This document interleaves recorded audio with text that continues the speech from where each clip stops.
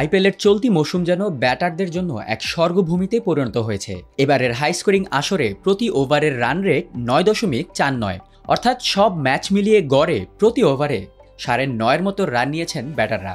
সে হিসেবে প্রতি ইনিংসের গড় রান ১৯০-এর কাছাকাছি। ভাবা যায়?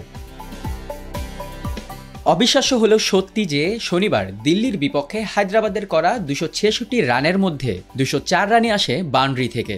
এবার বিগ হিটিং স্ট্যান্ডার্ডকে হায়দ্রাবাদ এতটাই উচ্চ পর্যায়ে নিয়ে গেছে যে আসরের গড় ইনিংস রানের চেয়ে ২ ম্যাচে তারা বাউন্ডারি মেরেই বেশি রান তুলেছে।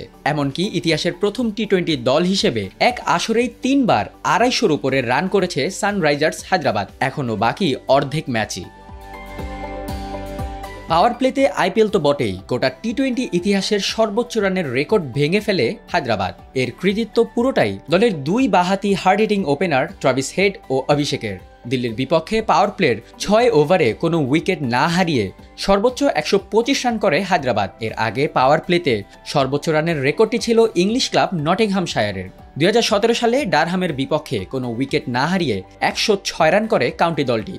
আর আইপিএলে পাওয়ার প্লেতে এর আগে সর্বোচ্চ রানের রেকর্ডটি ছিল এই তালিকায় ৩-এ থাকা কলকাতা নাইট রাইডার্সের।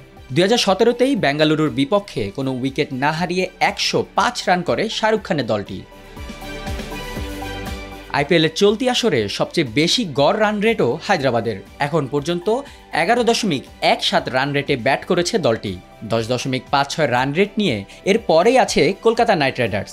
আর ৩-এ থাকা মুম্বাই ইন্ডিয়ান্সের রান রেট ৯.৯১। আইপিএলে এখনও মাত্র অর্ধেক ম্যাচ শেষ হয়েছে। বাকি অর্ধেক ম্যাচ শেষে হয়তো এই পরিসংখ্যানে পরিবর্তন আসতে পারে, কিন্তু শুরু থেকেই পাওয়ার হিটিং খেলার মন মানসিকতা দেখানোয় অন্য সবার চেয়ে আইপিএলের প্লেয়াররা যেন একটু বেশি এগিয়ে থাকবে সবখানে।